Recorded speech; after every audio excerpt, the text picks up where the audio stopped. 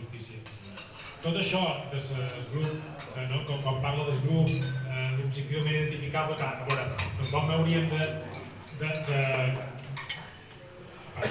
que té certa gràcia, diguéssim, parlar-ne, jo som el primer que hem parlat. Evidentment, això és un concepte jurídic que el que pretén és, diguéssim, crear una categoria allà on qualsevol grup discriminat, oprimit, dissident, pugui tenir, diguéssim, encaix dins la teoria jurídica que és bàsicament per parlar d'estats que no respecten els drets fonamentals. És a dir, està parlant en general d'estats que tenen deficiències sistèmiques en relació amb el conjunt de la població, com pugui ser, per exemple, a Hongria o Polònia, que hi ha una ferida de l'estat de dret que bàsicament perjudica a tothom, i hem volgut precisar que això podia funcionar també, es podia aplicar quan hi havia una minoria, un sector social que era tractat de manera diferent que els altres. I jo crec que aquesta categoria justament ens va bé per reconèixer la nostra situació de ciutadans de segona a l'estat espanyol. I per tant és molt positiu, tot i que també hem de ser, diguéssim, posar-ho al nivell que està. És que això és una sentència sobre un procés d'extradició d'unes persones, d'uns exiliats, que no s'hi discuteix independència de Catalunya en aquesta sentència i per tant directament no té relació. Allò que sí que sempre hem tingut present és que la idea de la causa justa relacionada amb la independència és que quan tu tens una majoria democràtica que vol la independència, si a més pots justificar o pots al·legar que ets víctima d'una situació de discriminació o de violació de drets fonamentals dins l'estat en què estàs, tens una doble legitimitat per perseguir la independència. De fet, jo recordo molt bé que el 2017, quan es va fer el referèndum de l'1 d'octubre, que va ser el dia després, l'editorial del New York Times parlava, evidentment, del cas de Catalunya i del referèndum, i deia una cosa que, en general, l'opinió pública mundial la compra bastant, que deia que el sistema actual no accepta, en general, la independència d'un territori que forma part d'un estat que compleix amb la democràcia i amb els drets humans, sinó que només ho accepta o tendeix a condicionar-ho a que sigui allò, un territori, un grup de població que se li vulnerin els drets fonamentals. I per tant, que hi hagi sentències que m'ho reconeguin vulneracions com a minoria dels nostres drets fonamentals, bàsicament perquè us podria servir, perquè quan tornem a fer, s'intenta fer la independència, el New York Times digui que els catalans tenen dret a la independència perquè se'ls vulneren els drets fonamentals, bàsicament. I això serveix per la sentència del Tribunal de Justícia, però també per Nacions Unides, perquè Nacions Unides ja ho ha dit, que és el grup de treball de detencions arbitràries, el Tribunal d'Estrasburg també anirà per aquesta línia. El que hi ha hagut ahir és comunicat que hi va haver de relator de Nacions Unides que parlen de Pegasus i tots els temes d'espionatge, que curiosament totes les víctimes són de nació catalana. Al final tot ve a reforçar la mateixa idea. Per tant, molt satisfet de la sentència, perquè a més és molt millor del que ningú ha explicat en els mitjans de comunicació oficials. Realment, si m'ho demanau, jo que em vaig passar tot l'estiu del 2021 treballant les al·legacions, tu et mires les al·legacions que varen fer i et mires la sentència i dius que no podíem guanyar cap argument que no l'hagin guanyat. És a dir, que és una sentència redona des d'aquest punt de vista. Passam a la següent pregunta. Suposant que el molt honorable president Puigdemont pugui tornar sense risc de detenció, creus que ho ha de fer o ha de deixar la seu de govern a Waterloo? Jo crec que si ara mateix tenim un camí d'alguna manera fàcil d'explicar a la gent per tornar a reprendre el camí cap a la independència és una mica relacionat amb això que deia al principi de la meva intervenció, és tancar els parèntesis dels últims 5 anys, dir que tot el que ha passat els últims 5 anys ha estat un malson, ha estat una equivocació i que tornem a la casella de partida, que és el 30 de gener del 2018, i investim el president Puigdemont. És a dir, aquesta és la lògica de reprendre el camí cap a la independència i per mi és aquesta. I per tant, la seva opció política seria la mateixa que havíem previst pel 2018, que és que fos investit tornats. Al marge de que, evidentment, en territori de l'estat espanyol, mentre hi hagi força d'ocupació i jutges d'ocupació, tindrà risc de ser detingut. Però jo crec que ningú va pensar que ens posàvem a lluitar per la independència per la nostra comunitat personal, sinó que tots vam assumir que tot això tenia riscos i costos, però que valia la pena. A una piulada de Twitter he llegit que el Convenio de Derechos Humanos y la jurisprudencia del Tribunal Europeo de Derechos Humanos admiten la excepción si ese tribunal es la última instancia de la jerarquía. Punts suspensius. Continua. No sé si es referia a la doble instància, tenir l'oportunitat de recórrer, o a lo del jutge predeterminat per la llei, o a les dues coses. Tampoc no sé si és cert o si és mentida.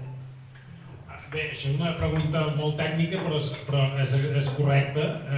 El Conveni Europeu de Drets Humans preveu que els aforats, que els polítics que estan aforats davant un tribunal suprem, no se'ls reconegui el dret a la segona instància judicial, el dret a tenir un tribunal que revisi la sentència.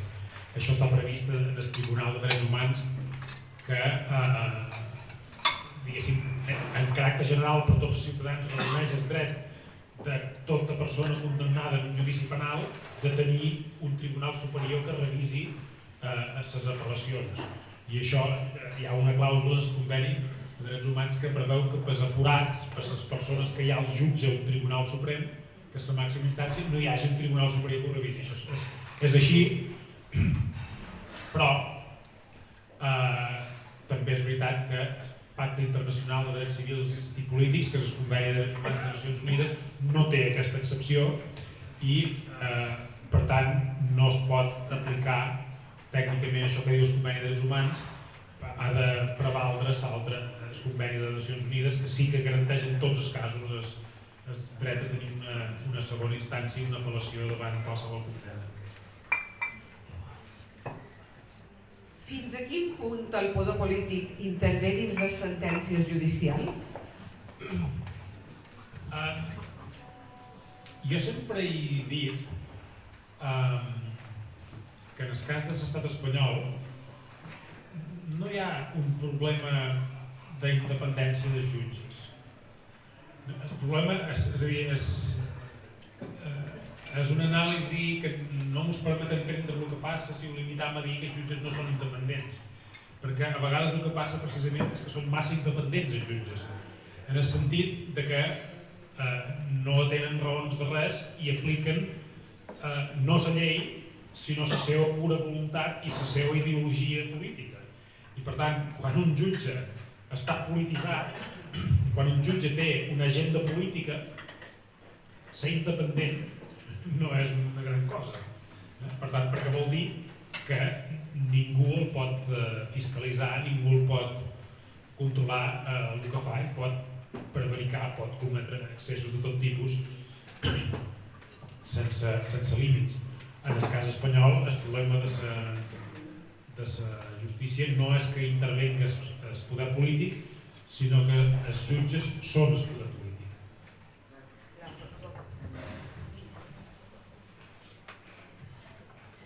Respectar el vot era no permetre recular i dir-nos a la independència. Respectar el vot era no permetre recular i dur-nos a la independència. Vostè creu que Esquerra Republicana de Catalunya treballa per la independència? No creu que aquest partit està fent davallar el 52% d'independents? Què passa amb la CUP? Catalunya, reconstrucció o destrucció? A veure, és evident que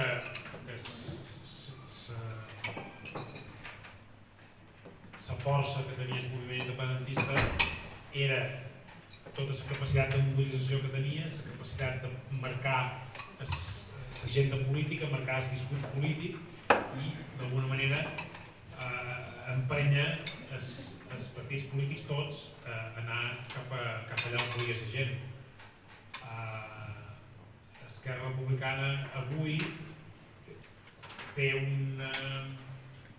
És a dir, la política que fan és la conseqüència que d'alguna manera la gent ha afluixat i ha deixat de marcar-li el terreny en els partits polítics. Esquerra Republicana no treballa per la independència, és que ho he dit abans. Esquerra Republicana els últims 5 anys és una, diguéssim, és un grup de persones objectivament identificable que treballen per salvar el seu cul.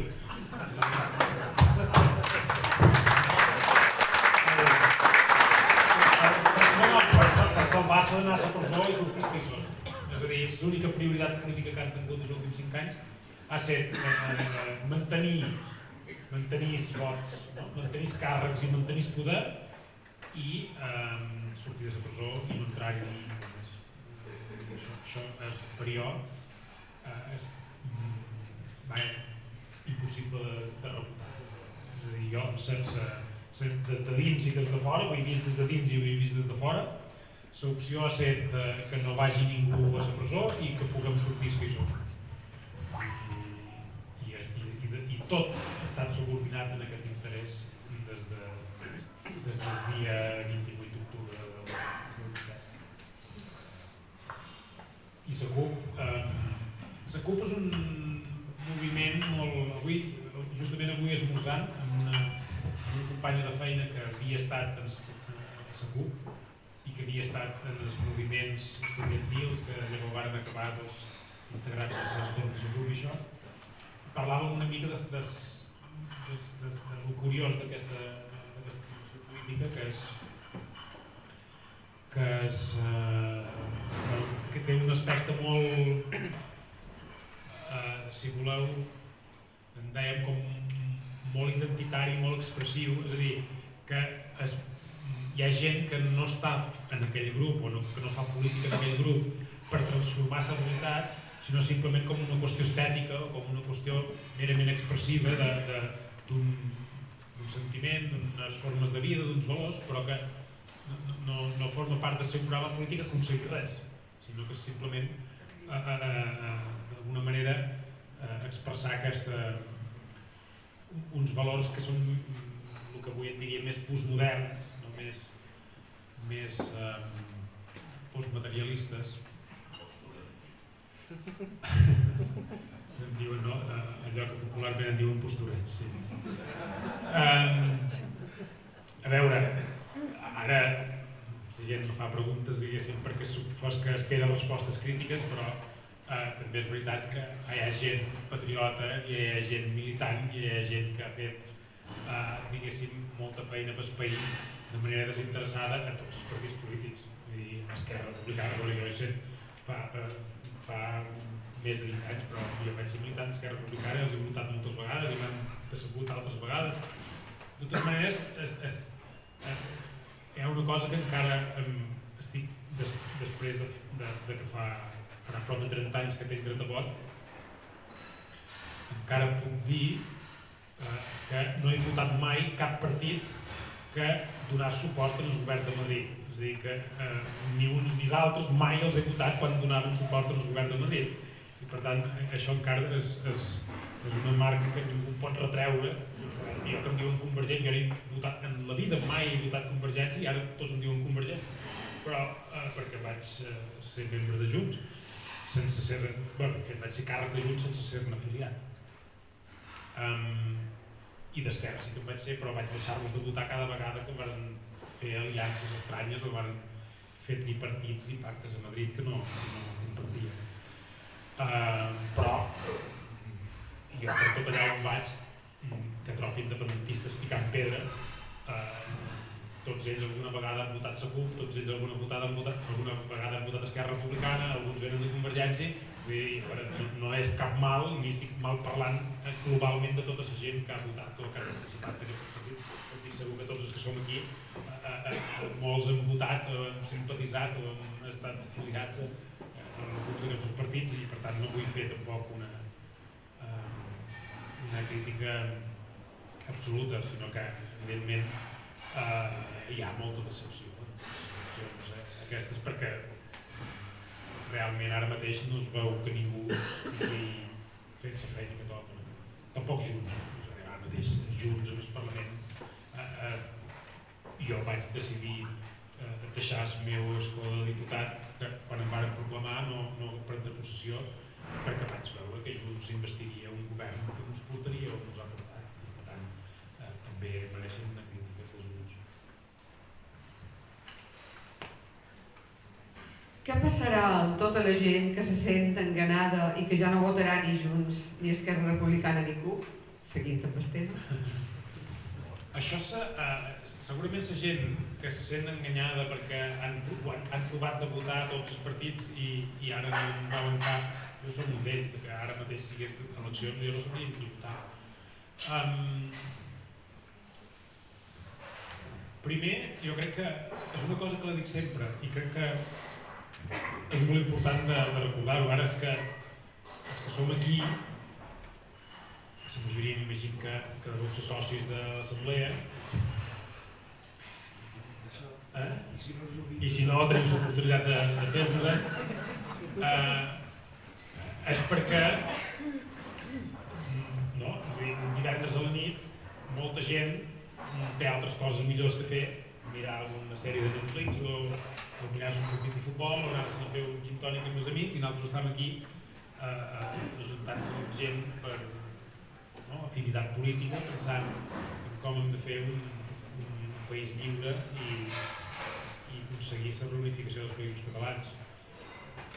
Això ens fa, diguéssim, d'una manera especials, diferents de la majoria de la població, que tota la participació política que tenen és posar una papereta dins les urnes el dia de les eleccions. I jo, quan vaig a reunions i xerrades i sopars amb gent que és més activista que simplement ciutadà, sempre dic que ja voldrien els partits fer-nos creure que només tenim el poder del nostre vot. En realitat, nosaltres tenim molt més poder del nostre vot. I tenim, justament en aquestes reunions, trobades que feim, i en tot l'activisme, i repartint trípics, i posant paradetes, i fent campanyes, i aquesta és la nostra manera d'incidir en la política i canviar-la.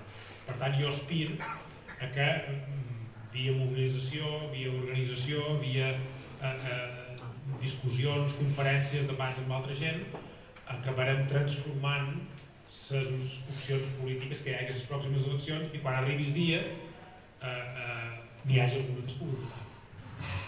És a dir, no ens quedarem a casa esperant que per art de màgia aparegui algun partit o alguna opció que sigui votable, sinó que ens dedicarem a treballar perquè existeixi quan hi hagi eleccions i no estiguem en aquesta situació tan lamentable que està.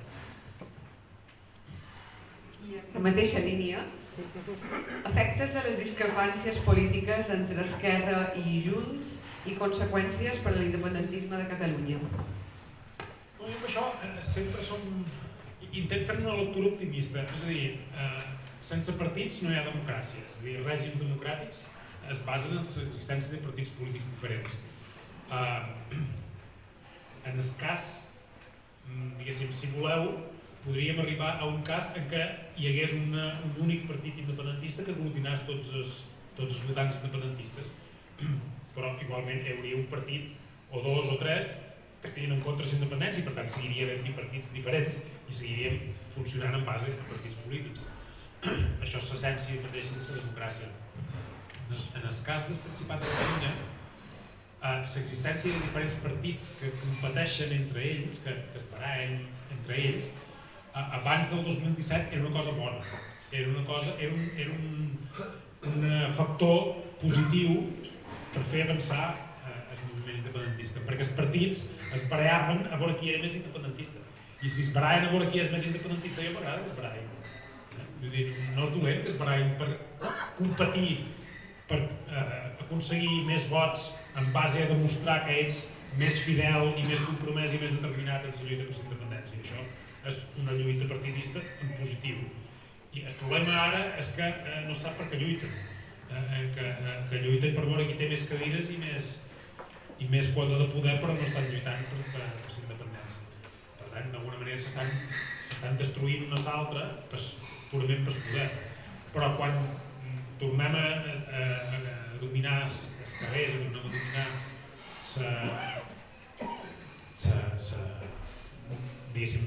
el debat polític i el relat, des del carrer, com va ser abans del 2017, jo crec que tornarem a aconseguir que es barallin en positiu per veure qui és que està més al costat de la gent, que és el que toca. I al final, la competició entre partits és impossible eliminar-la de l'equació, sempre existirà. El que hem de fer és intentar aprofitar aquesta competició que és inherent a la política. I ara un parell de preguntes sobre l'ANC. Què opines de la proposta de l'ANC de presentar una llista cívica per a les properes eleccions del Parlament de Catalunya? Com creus que repercutirà aquest engany que has esmentat a l'hora de votar a les properes eleccions? Votar a qui? Dir abstenció, vot nul? I una altra pregunta en aquesta línia, podria explicar què passa amb l'ANC, la llista per a la independència? Gràcies. Bé, jo no estic en la direcció de l'ANC, jo no tinc informació de primera mà, però sí que sé que hi ha un debat amb bastanta profunditat sobre fins a quin punt l'ANC s'ha d'implicar en el sorgiment d'una opció política nova.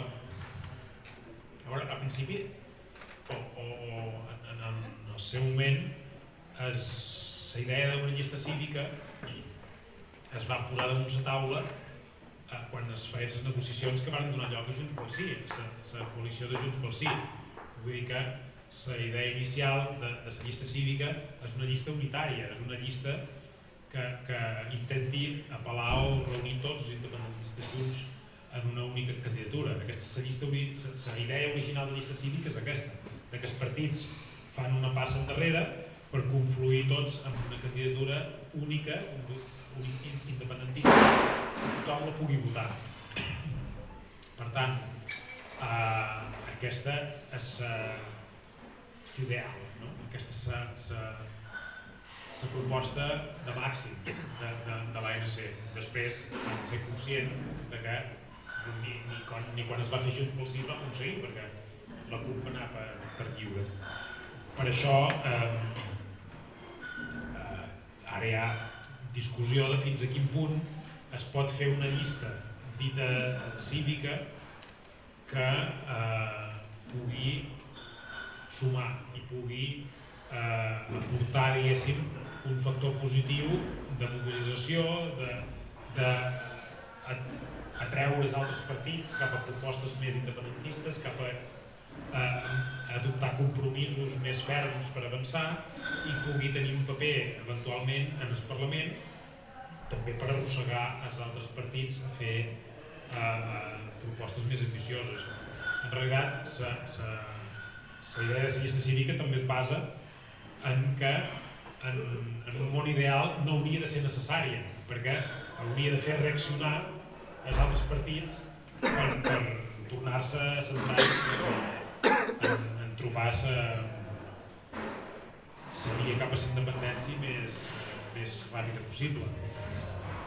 I per tant, la millor llista cívica seria que no s'hagués de fer des d'aquesta perspectiva. I ara hi ha molt de debat sobre això, és a dir, sobre en quines circumstàncies, sobretot veient que els altres partits estan com estan, podria tenir sentit o no fer una candidatura d'aquest estil que a la pràctica sigui un quart partit. Hi ha gent que diu que si simplement és un quart partit que no que no desafien els altres, en aquest sentit, que no els interpel·la i que no els fa moure, que ja no és un èxit, ja comença com coixa. Si no fa moure els altres partits de les seves propostes i de les seves estratègies actuals, no aconsegueix la seva finalitat. I jo crec que una part d'això sí que hi és a dir que si tu fas una nova candidatura que tregui 5 o 10 diputats, però tots els altres segueixen en les coordenades que estan ara de fer autonomisme, no hauràs aconseguit l'objectiu.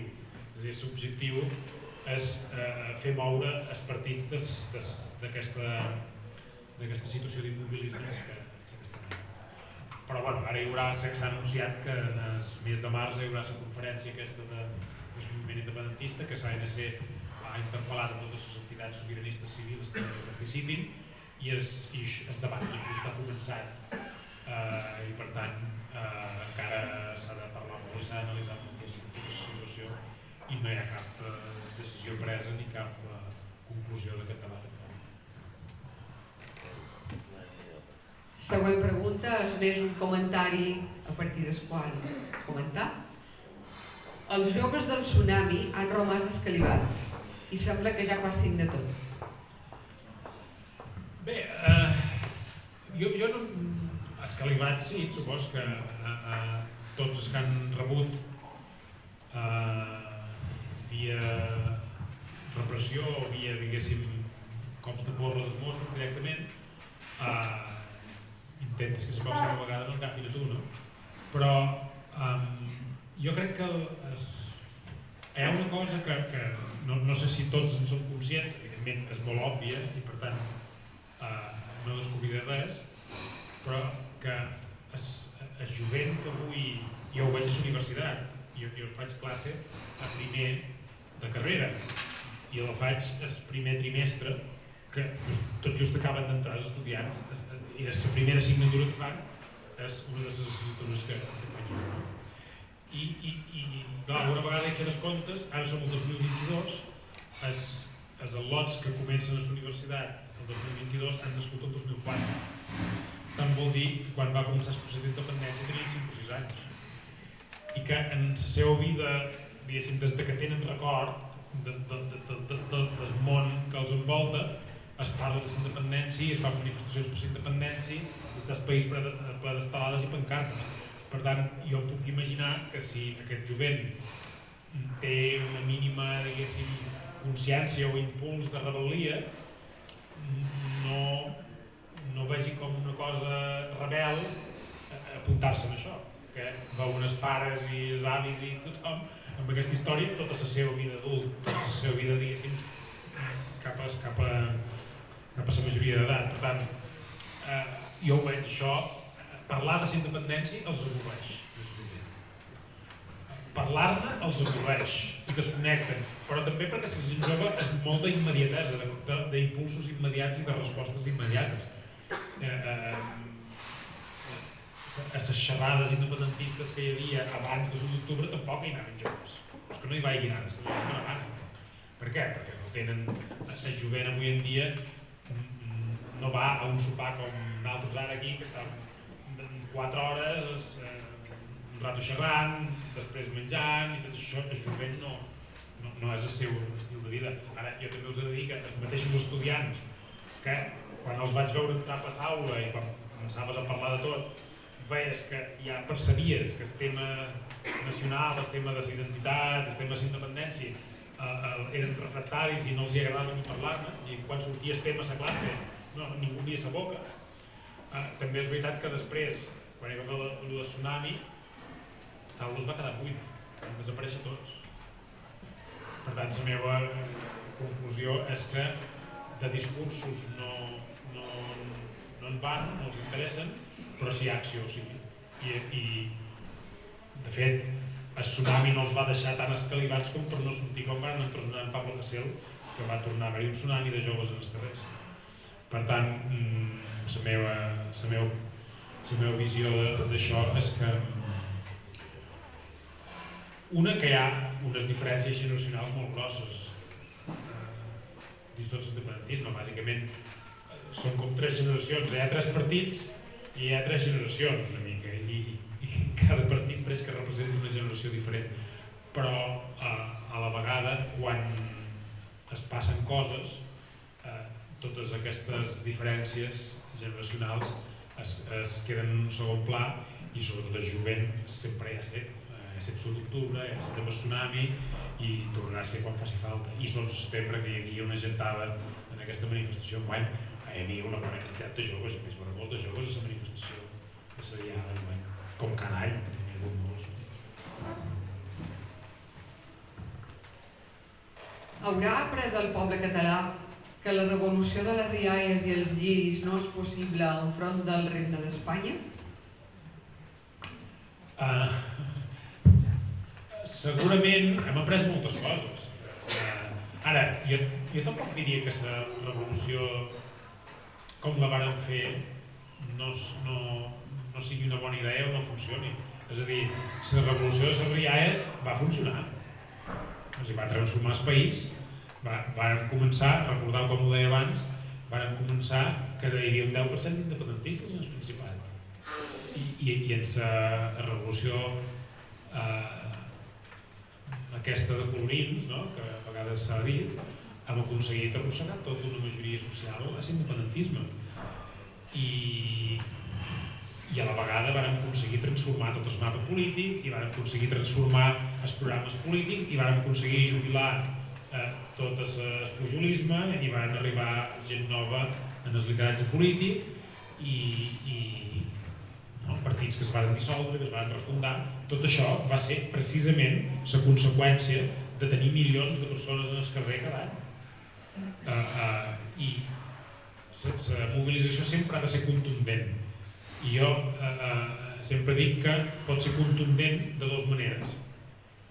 Per contundència numèrica, és a dir, tu quan treus 2 milions de persones en el carrer, això és una manifestació d'una contundència numèrica tan grossa que no fa falta ni que cridis cap consigna, diguéssim, perquè la simple presència de tanta gent en el carrer no s'avolta en el món. I després hi ha la contundència de la protesta que hi ha, per exemple, el tsunami o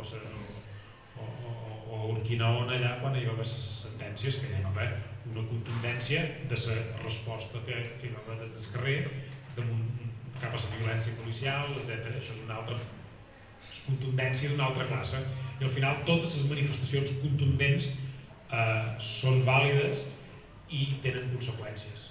Et posen en el mapa i fan, diguéssim, condicionen i fan moure els actors polítics.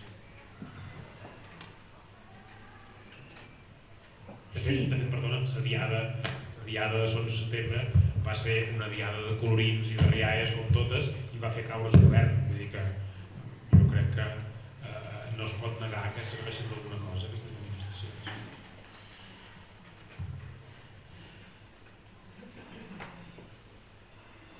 Sí, el país ha canviat molt socialment en aquests 15 anys. Com creus que podrem integrar la llau de nouvinguts que molts poden votar i creuen que han vengut a Espanya igual reggaetons? A veure, jo sempre parteix de la premissa de que hem votat i hem guanyat no una vegada, sinó moltes vegades, i per tant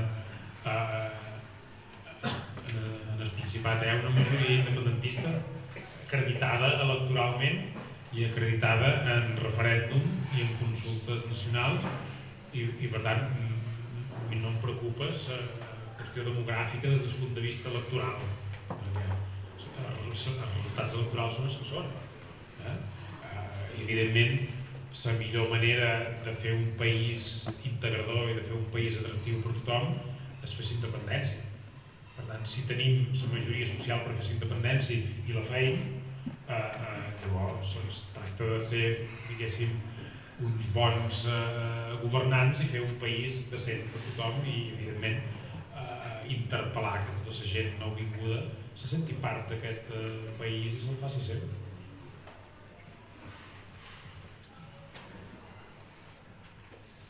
Vam iniciar la revolta perquè també hi havia aliances entre el poble i els polítics. Ara les batalles entre partits pot desmotivar la gent? Jo crec que és una evidència que l'ha desmotivat bastant, però en certa manera també és veritat que les baralles entre partits no són necessàriament la causa que el procés independentista no avanci, sinó potser són la conseqüència. I jo, quan he estat dins les institucions, en molts moments he tingut la sensació que la baralla es provocava per no fer el que s'havia de fer. És a dir, no és que estaves intentant fer una cosa, no sortia bé i això creava una baralla, sinó que quan tu no volies fer una cosa provocaves una baralla per justificar que no la feies. No sé si m'explic. I això, al final, moltes d'aquestes baralles no eren més que cortines de fum per desviar l'atenció del que estava passant. És a dir, forma part d'aquest engany dels últims 5 anys. És a dir, ara aquest governet que ha fet en Pere Aragonès amb el suport extern del PSC, jo a dia d'avui tinc la convicció, i fa molt de temps que la tinc, és que el 30 de gener del 2018, quan es va fer endarrere la investidura del president Puigdemont, haurien volgut fer el que han fet 5 anys després. Però no ho han pogut fer fins a enredar-nos durant 5 anys i crear la situació per fer-ho. Però si ells haguessin sabut d'alguna... si l'aritmètica electoral ho hagués permès i les circumstàncies ho haguessin permès, ho haurien fet fa 5 anys, això. I per tant, tot el que ha passat en els últims 5 anys, a banda d'aquesta lluita existencial per no anar a la presó o sortir-ne, és per crear aquest escenari polític de retorn a l'autonomisme.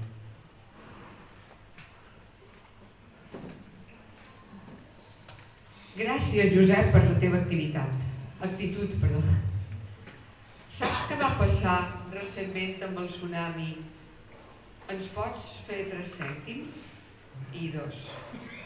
Què pot passar el 28 de maig? Ja sabem que a Catalunya només som municipals, però pot ser una estirada d'orelles? Espanya no té remei. A veure, el tsunami jo francament no ho sé el que va passar. Tinc la intuïció, però no tinc cap evidència, ningú m'ho ha explicat en aquests termes, que s'havia d'alguna manera, entre els que estaven a la sala de comandament del tsunami, hi devia haver alguna regla pactada o expressadament o implícitament de consensuar les decisions o fer-ho d'alguna manera que si algú es despenjava ja es desfés. Jo tinc la sensació que era una mica com tot el que es va fer en aquella època, que els principals actors del independentisme vivíem d'alguna manera condicionats per la necessitat d'unitat i de consens. I que així com, per exemple, en el pacte de govern que es va fer ara el 2021 es deia que la nova estratègia independentista que s'havia de fer havia de basar-se en el consens, que a la pràctica volia dir que si algú no volia fer res no es feia. Això és el que ha passat en els últims anys, que la manera de no anar enlloc era desmarcar-se del consens i bloquejar-ho tot. I jo tinc la sensació que amb això, però és una hipòtesi, ningú m'ho ha explicat així, però tinc la intuïció per el context que hi devia haver un grupet de decisor que hi va haver un moment que algú va dir això ja ho hem de desmuntar perquè a mi ja no m'interessa i les regles de joc de tsunami eren que només funcionava mentre hi hagués consens i unitat que haurien promogut i evidentment quan varen canviar les coordenades polítiques de Madrid i es van començar a parlar de la taula de diàleg i tot això, potser no li va interessar que això continués. Hi ha una segona possibilitat, que és que tinguessin por de l'Audiència Nacional, perquè diuen que hi ha una causa secreta de l'Audiència Nacional que investigava el tsunami, per tant, algú pogués tenir la sensació de que l'estaven seguint de molt a prop i decidís parar màquines. Això és una segona opció. I la tercera opció és que el tsunami realment es va aturar i es va desactivar perquè va arribar la pandèmia, perquè de fet era molt poquet abans de la pandèmia que el tsunami encara estava actiu. Per tant, també hi ha gent que diu que el tsunami mai es va desmuntar, sinó que ens varen confinar tots a casa i evidentment el tsunami no tenia cap sentit per aquell moment. Finalment, el seu cas concret de la plantada al Tribunal Superior de Justícia de Catalunya. Bé, que puc explicar d'això que no m'hagi explicat mai? Una cosa que explic és que jo m'ho vaig plantejar, jo jugava aquí amb l'avantatge que el meu propi defensor era jo mateix, però no en aquell moment, és a dir, sinó des de que en el Parlament ens vàrem trobar amb aquests requeriments del Tribunal Constitucional que ens amenaçaven amb represàlies si no censuràvem determinats debats. Jo ja tenia en ment l'estratègia jurídica per fer front a això.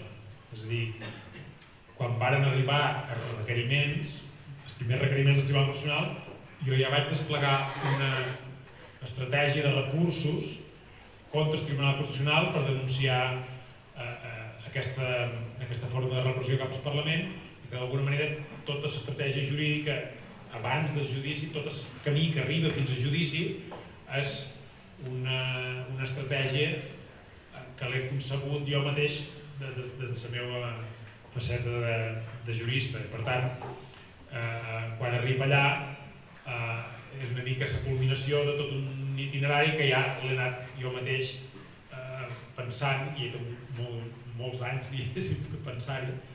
I en la meva condició d'advocat vaig pensar que podia funcionar